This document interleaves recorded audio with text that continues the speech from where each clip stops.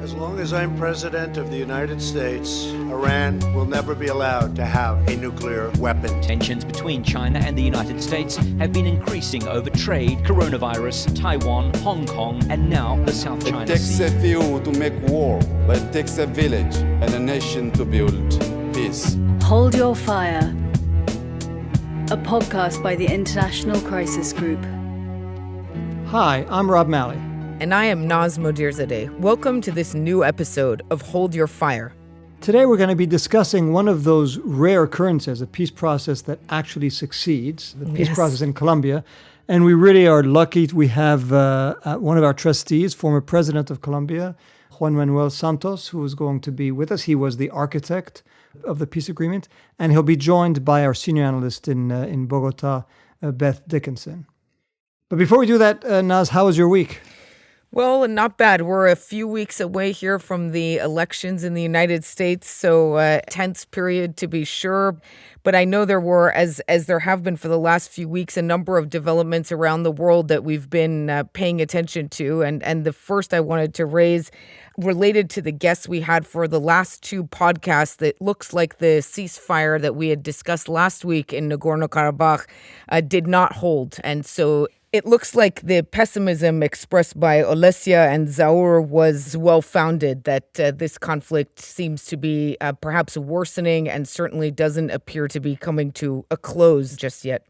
Yeah, no, as you say, in fact, there's been now, I guess, two ceasefires, one brokered by Russia, the other by the Europeans, and neither one has held long at all. The images coming out both of Nagorno-Karabakh and of Azerbaijan, where the second largest city has been attacked several times.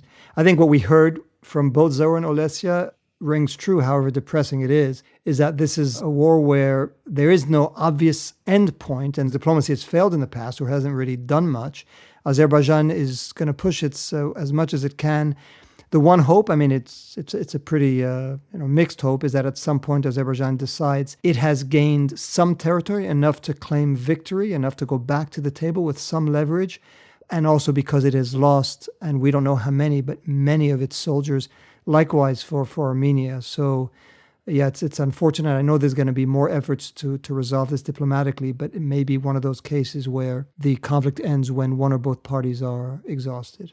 Yeah, that's right. And speaking of another conflict that has gone on for a tragically lengthy period of time, but where there was a small glimmer of hope, we saw the exchange of upwards of 1,000 prisoners in Yemen this past week, an effort that began with negotiations in Switzerland some years ago, and then I think went through a process of all the parties being unsure whether we would ever see the day of the actual prisoner exchanges, but indeed dramatic images of many people boarding ICRC planes and being reunited with families. So a sense that sometimes these protracted negotiations and efforts at identifying even small humanitarian solutions might have some kind of an effect on the course of a conflict like this. Yeah, I mean, I guess in some of, our motto is to prevent, resolve, but then this third leg is to mitigate the impact of deadly conflict. Yemen, obviously, we've been pushing to resolve the conflict, and we still will, but there are these other steps that matter to so many people. It's the same in Nagorno-Karabakh, by the way. One of the steps that this humanitarian ceasefire was supposed to allow was to retrieve the dead bodies, at least that. And that's the work that the ICRC, the International Committee for the Red Cross, and others do. And it is, we always would like to resolve the conflict, but sometimes the best one can hope for, and even that's difficult, as we've seen in Yemen, is at least some modicum of humanity so that the suffering is alleviated. Speaking of suffering, I do want to mention something else before we turn to the main part of the podcast. One of my dear friends and colleagues, Saeb Erekat, who is the main negotiator between Israelis and Palestinians now for as long as I can recall, as we record this podcast, he's fighting for his life. Unfortunately, he contracted COVID-19. He'd already had a lung transplant because of cancer, and he has really fought that illness courageously, as I'm sure he's fighting this one. We're about to talk to an architect of a peace process in President Santos. Saeb, I hope he lives to see the fruit of his efforts, which is a peace between Israelis and Palestinians. But regardless, it's almost impossible to think of Israel-Palestine without thinking of him, because he's been so omnipresent, and I've had so many meetings and conversations with him. And, we could disagree, but one thing one could never question is his absolute commitment to peace, his absolute commitment to a sovereign, independent state of Palestine living side by side in peace with Israel. So our thoughts are with him at this time. Hold Your Fire, a podcast by the International Crisis Group. So I'd like to welcome our two guests today. First, former President Santos from Colombia. He was, as I said, president between 2010 and 2018. He was a Nobel Peace Prize winner and, perhaps most important, a trustee of Crisis Group. President, thank you so much for making the time. Oh, thank you for having me. And with him is Beth Dickinson, who now lives in Bogota, and she's since 2018 is our senior analyst on Colombia, coming straight from the UAE, where she used to cover conflicts in the Gulf. Beth, great to have you on. Thanks so much. Really appreciate the opportunity. So I'd like to start, Mr. President, with one question. We deal with conflicts around the world and very, very few breakthrough resolutions in many, many years. Colombia is one of those rare cases that succeeded. If you had to think of the two things that you thought were key to the success in Colombia, and then we could try to think about whether they would apply elsewhere, what would those be? That's a difficult question, but I would mention, first of all, careful planning, and second, building trust. Those two aspects were crucial for the peace process to succeed. Without careful planning, it would have been very difficult, and careful planning means studying other peace processes, studying peace processes that were tried before in my country, and finding the elements that would make a negotiation successful. And building trust is something that is common sense in any negotiation, in any conversation. If you build trust, it's much easier to reach an agreement. And of course, this was, you should maybe remind our listeners how deadly this conflict was and for how long it lasted. So when you speak about building trust, you're talking about trust among parties, the Colombian government, the Colombian people, the FARC, the main rebel group. You first led a military campaign against them before you pivoted, or you worked on the peace process. One may have been essential for the other. But to tell us a bit, that level of distrust and of anger and of hostility between the two, what was it like? It was a normal situation of having two parties that in a way hated each other, had no trust in each other. And especially in my case, as you just mentioned, well, I led probably the most devastating military campaign against the FARC. So I was really one of their top military objectives. But that in a way helped me reverse the situation, find a common ground, because when I started to have contact with them and I started to lay some very clear rules of the game, they started to understand that I was talking seriously, that I wanted peace. And I also made a lot of efforts to discover or to try them. How serious were they in this specific peace process, or will they do the same thing that they did with my predecessors, to use the negotiation to gain political or military power? So it was a period where both of us were sort of trying each other, and I think was a crucial period because both of us came out of that process with a minimum doses, but sufficient of trust, one and the other.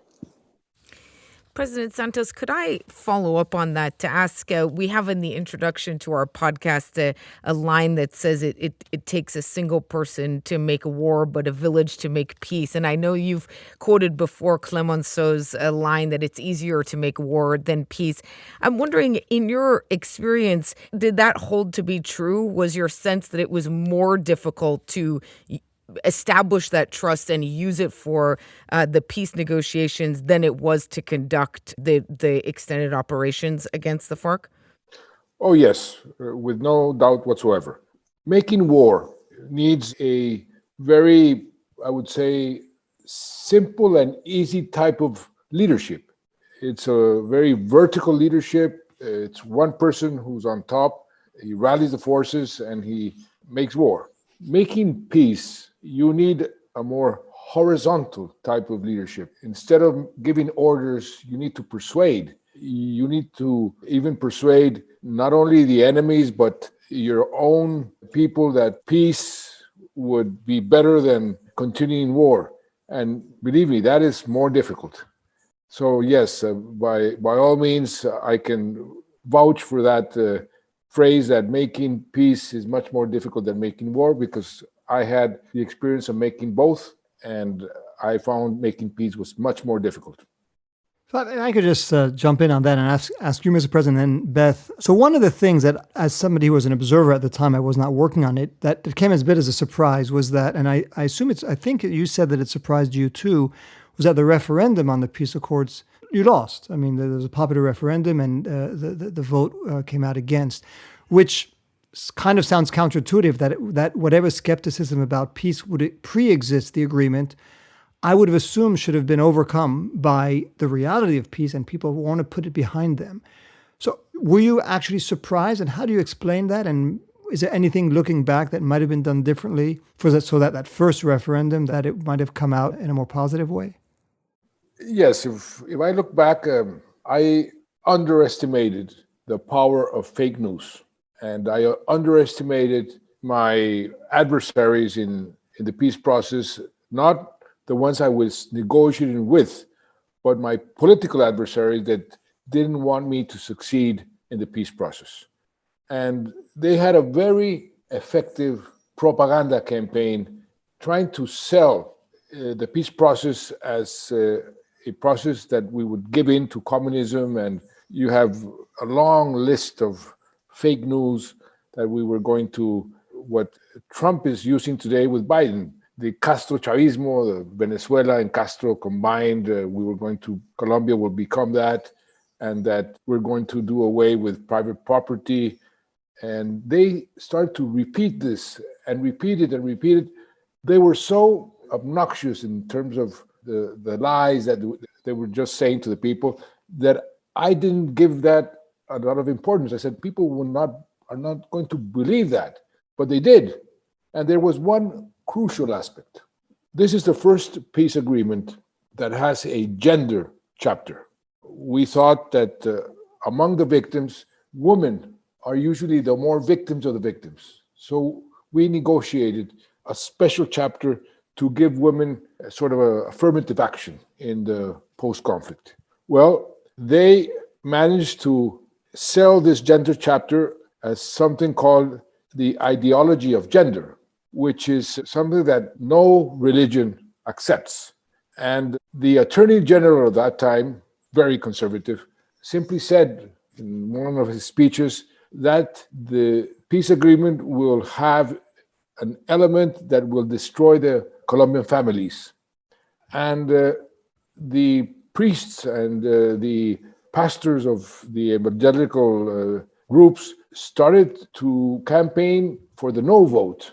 And when I realized what was happening, it was a bit too late. But afterwards, when we were renegotiating the agreement, I brought in the head of the Catholic Church, the cardinals, the bishops, and the evangelical pastors, and I said, here, I give you my pen. Change whatever you want in order to satisfy this worry that you claimed was included in the agreement.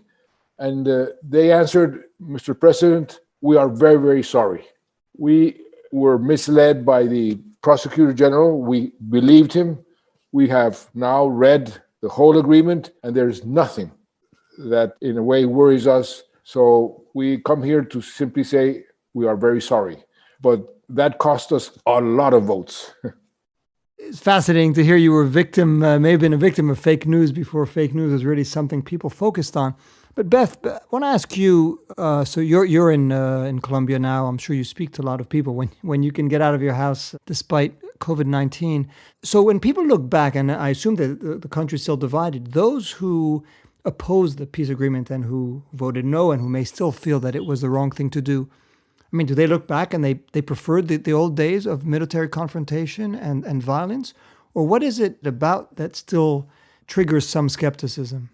Look, I mean, I think today the polarization that I think came into light, let's say, I think with the referendum. I really like the way that President Santos put it about the difference between vertical leadership and horizontal leadership. And I think in a situation of political polarization, such as the one that Colombia is in today, the easier route is to look for horizontal leadership. And that's exactly what has happened regarding implementation of the peace process and in managing of the security situation after the accord. So what was vital, I think, to really putting the accord in place was exactly that horizontal effort to bring communities on board and to create this sort of sense of ownership that really could have made the peace take hold, and I think was successful in some areas. But unfortunately, as time has gone on, leadership has gotten far more centralized within the government, particularly on this issue. And I think that creates challenges in building support for implementation, because there isn't this sense of this is our peace process, this is our peace dividend, this is something that's in our hands, but rather this is something that's coming sort of top down. I think also the lack of trust, particularly that has developed is between the FARC today and the government, is something that really worries us quite a bit. So this trust, again, that was so strong during the negotiation of the agreement, I think has slowly started to fracture, in large part because of a lack of communication, I would say, more than anything, and a sense that there isn't the sort of transparency from both sides about the different steps of implementation that there needs to be in order to move forward in a collective way in which everyone can stay on board. This is Hold Your Fire, a podcast by the International Crisis Group. Today we are talking with President Juan Manuel Santos and Elizabeth Dickinson. President Santos, could I ask you a question that I'm sure you've been asked a great deal about and thought a great deal about, which is this kind of cliched balance between justice and peace, right? The idea that I've heard it said that there may be tens of thousands of individual claimants in Colombia who would wish to take their cases to the Inter-American Court of Human Rights or other forums, and that this was a major source of objection to the peace process, was somehow the idea that it was taking away from people the opportunity for justice and accountability. How did you grapple with this as you were thinking through the shape and the framework of the peace accords? Well, I was aware since the very beginning that was the most difficult aspect of the whole peace process. Where do you draw the line between peace and justice? And my instructions to my negotiators is seek the maximum of justice that would allow us to have peace. And I knew that no matter where you draw the line, there will always be people from one side and from the other claiming more.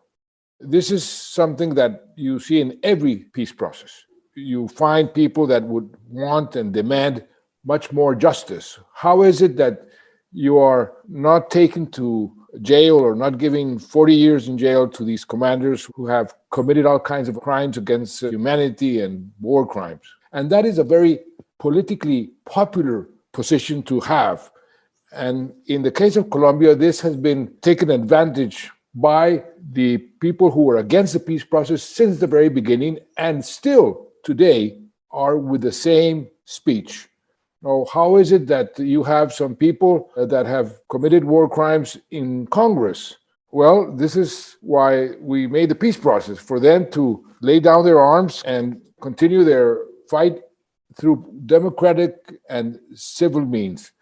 But many people take advantage of that and sell the idea that there's impunity. And they don't understand, and maybe we have failed to explain enough, that this is the first agreement in the history of the world where a guerrilla or the two parties get together and design a special judicial system and then agree to submit to it. This had never been done before. And the system is working. And right now, one of the basic, more fundamental aspects of this special judicial system, transitional justice, is the truth to come out.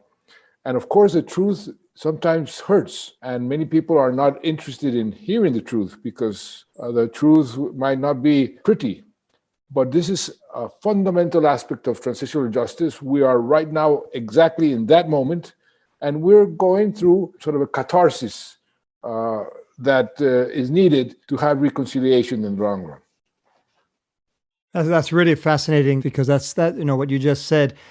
Every conflict we deal with, ultimately, I mean, there are many issues, but this is one of the crux of the matters, which is how do you do justice to justice, but at the same time try to put some of that behind you for the sake of peace and stability. And we confront it every day. But Beth, what are your thoughts? I think, and again, this actually goes to your question before too, about what's attractive about the past of sort of military conflict, is that it was frankly easier. There was a clear enemy. I think, Colombia's conflict, there are many sides to the conflict. There are many different actors who harmed others. And so accepting those individuals as part of the society is very hard. Of course, as it would be in any country and in any post-conflict situation. But I think the black and white of military conflict, there was a clear enemy, that was the FARC. There was a clear, side that was on the right, and that was the state. And I think there is a part of Colombia that misses that clarity today, particularly as the conflict has descended into a bit of a more fragmented state with more micro conflicts, more local disputes, more groups, maybe even less ideology defining those conflicts. It's harder for people to wrap their minds around, and particularly in the context of reconciliation. I think it's very challenging to realize that the actor who has been on the wrong side, whoever that may be for so long, is now in the center of the state. If I could build on that and ask a question first to you, President Santos, based on what Beth just said, this idea that in some ways there is a need to perhaps be able to imagine the other and be able to even imagine the enemy in positions that perhaps in our entire lifetimes we haven't contemplated. I'm wondering, is your own background as a journalist relevant at all to your ability to have done that, to have called upon the Colombian people to be able to imagine their enemies in different positions and in different roles? Yes, I think my experience as a journalist helped. But more than that, it was a conversation that I had with a general of the Colombian army when I was appointed Minister of Defense. He went to visit me. He was a friend of my father. And he said, I know that you're going to be very effective because you know us. You've been part of us because I was in the military. You've studied us, but you want peace. So I will suggest to you, don't treat the FARC as enemies. Treat them as adversaries, because enemies you eliminate. Adversaries, you beat them. But you're going to have to live with them if you want peace. And you are going to have to share with them if you want peace. They're human beings. And that conversation, first of all, gave me a tremendous energy to change the military doctrine in Colombia. When I arrived, there was the Vietnam body count, which was atrocious. And I changed that upside down. That was one of the reasons I had a fight with my president, which was Uribe. But at the same time, I started to, in a way, humanize the war. I told the soldiers, listen, if you respect the human rights, not only of the people, but of your adversaries, they will respect you more. And we started to make very important campaign with the UN human rights people, with the International Red Cross, brigade by brigade, division by division, changing the culture. And that helped us tremendously to win the war. I mean, to come to a situation where militarily the guerrilla said, we will not win, let's negotiate. So that was for me very important. So maybe you could tell us, what's the first time you had a substantive discussion with the leader of the FARC, and what was it like? What was it about? My first discussion with a top leader of the FARC, a member of the Secretariat, was in Costa Rica. His name was Raúl Reyes, who in a operation that I ordered was killed many years afterwards. But since then, I was trying to create the conditions for peace. And I remember I asked Nelson Mandela about this Canadian who had helped him bring the people together. His name is Kahani, former executive of Shell. And he has a system called the scenario discussions to bring people who don't talk to each other to discuss about different scenarios. And so I went to Costa Rica to convince this commander, he was very important in the FARC, to participate in this exercise. And he was at that time with the daughter of Marulanda, who was the number one, the traditional leader of the FARC. That was the first time I had a conversation. And there's a very funny and not so funny anecdote. There in Costa Rica, we drank a bottle of wine. And some months afterwards, I was trying to bring the paramilitaries and the FARC to a negotiating table. Without asking the government, we wanted to have everything sort of cooked and then tell the government, here's your opportunity. And so I asked President Felipe González, he was then president of Spain, and our other Nobel Prize winner, Garcia Marquez, for them to be the sort of guarantors of this process. And Felipe González said, you bring me written or personal assurances that these people are serious. So I went and I visited the paramilitary leaders, and I was going to visit the leader of the FARC, but they were in trouble with some operations of the army. So I spoke to him and I recorded through a radio telephone. And I said to him, next time, give me a better wine, sort of to break the ice. Well, that was recorded by our military intelligence. I went to Spain and I was in a restaurant with the president of Spain, Felipe González, with Garcia Marquez. And suddenly there was a big scandal in Colombia that I was conspiring with the guerrillas to bring down the government. So that's a good anecdote about the first time I met a commander who, I must say, was killed in an operation that I led and I authorized. Well, that's a great story. And all these peace processes are very political enterprises, but they're human enterprises, and the human interaction matters so much. I want to sort of telescope jump into the present with you, Beth. You've been writing for us about the difficulties of the peace process. You've been telling us about the violence against some of the demobilized FARC members, against the social leaders who played such a crucial role. You've also told me at one point that it's important for people to understand this is not a continuation of the old war, it's a new war. So what are the challenges today? What would you say are the main issues that are bedeviling Colombia when it comes to the peace process and the aftermath? So I would say that one of the major challenges at the moment is really to come to grips with what is the shape of this new conflict. What we've seen over the last few months, and particularly, I would say, accelerated by the dynamics of the pandemic, the lockdown, an increase in rural violence, essentially what that's made clear is that, again, this is a new conflict, but with vestiges of the past. So it's not a clean break. There are symbolisms and historical legacies and even territorial overlap between what's happening today and the previous conflict. But fundamentally, it's a different shape. And it's a different shape because of the actors involved. It's a fundamental shape because of the way that communities are responding to that conflict.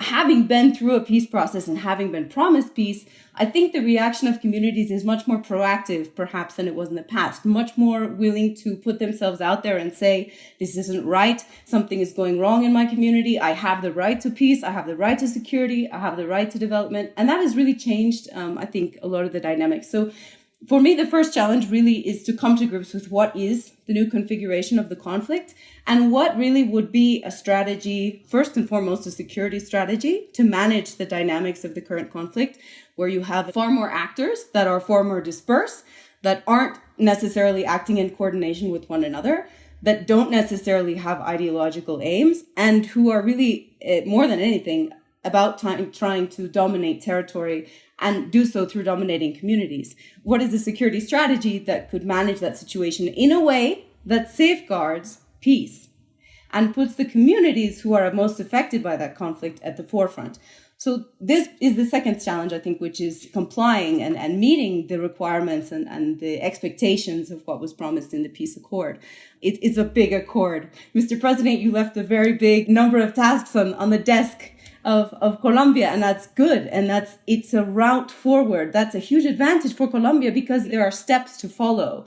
Following those steps is extremely difficult. It's going to be even harder now with the pandemic, with resources stretched, with the ability to act on the ground, even more complex than it was previously. But I would say prioritizing that key goal of transforming the territory where conflict has persisted for so long is really vital, because otherwise you end up in a cycle where, despite perhaps disarticulating one armed group, another one pops up in its place, because you have economic desperation, because you have the lack of opportunities, because you have a culture of persistent conflictivity. All of these things will continue to cycle until there are clear pathways forward, particularly for rural Colombia, to be more connected with the rest of the country economically, socially, politically, more than anything.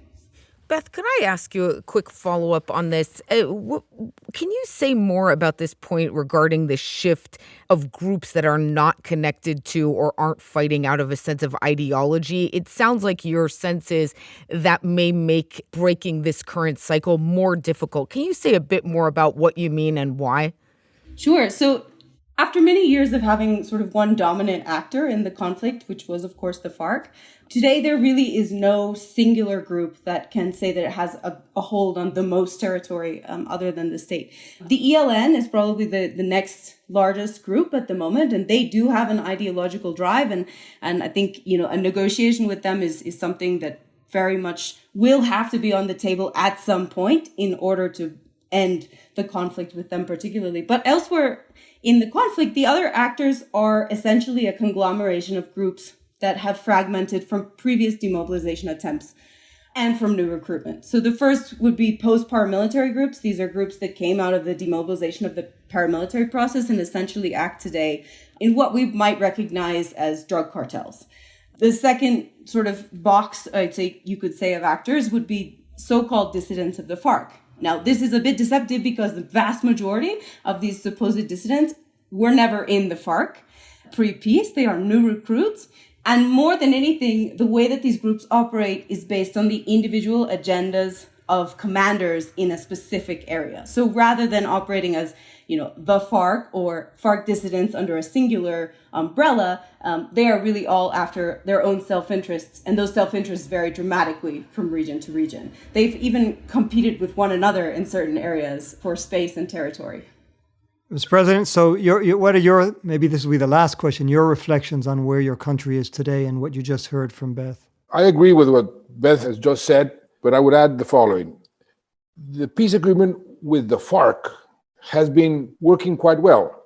Roughly 90% or more of the FARC members that demobilized and gave up their arms are right now accounted for and in the process of reintegration. And so what you call the DDR, demobilization, disarmament, and reintegration, that has been done, I think, in a very short amount of time compared to other peace processes. The problem is that we were very ambitious in the peace process and we wanted much more.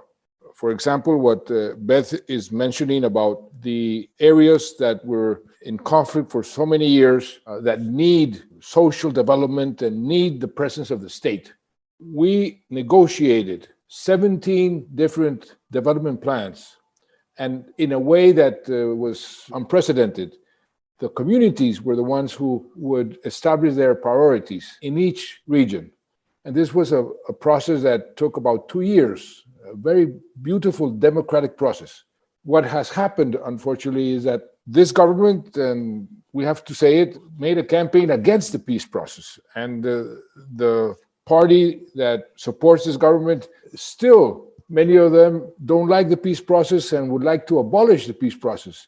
Just a few days ago, my predecessor, when he was liberated from his house jail, said that he wanted a referendum to do away with transitional justice, which means do away with the peace process. So we have a political situation, and the polarization of the country has been around this issue, the peace, which is a bit irrational.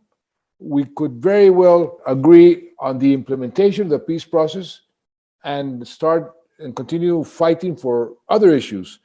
But no, this is something that for them has been politically profitable, and they want to continue with that flag. Fortunately, this is backfiring. And we saw that in the last regional elections, and we will see it in the next elections. This will backfire, and I am quite optimistic that regardless of the problems that we're having, and I think the most difficult problem is the assassination of the social leaders. and the former FARC members by different groups with different interests. They are not ideological, they are criminal groups that have different interests, and there you need a much more effective state, a much more effective government. And what has been lacking, in my view, is the political will to implement the agreement with more determination. Thank you, Mr. President. I want to really thank you for your time, for these words. And you just mentioned the assassination of social leaders. As I said earlier, we issued a report maybe a week or two ago just on that issue, which I recommend our listeners turn to. But thank you, Mr. President. Thank you, Beth. And we will have much to reflect upon from what you just said. Thank you. Thank you. Hold Your Fire, a podcast by the International Crisis Group. Rob, this brings us to this segment where you tell us what we should be reading that's been published by the Crisis Group this week. Yeah, well, first I want to say, Naz, I thought that conversation with President Santos and Beth Dickinson was really fascinating. I mean, those personal aspects. So the first thing I want to recommend is not something that we published. It's a book, which you may have read, Say Nothing, which is about the peace process in Northern Ireland.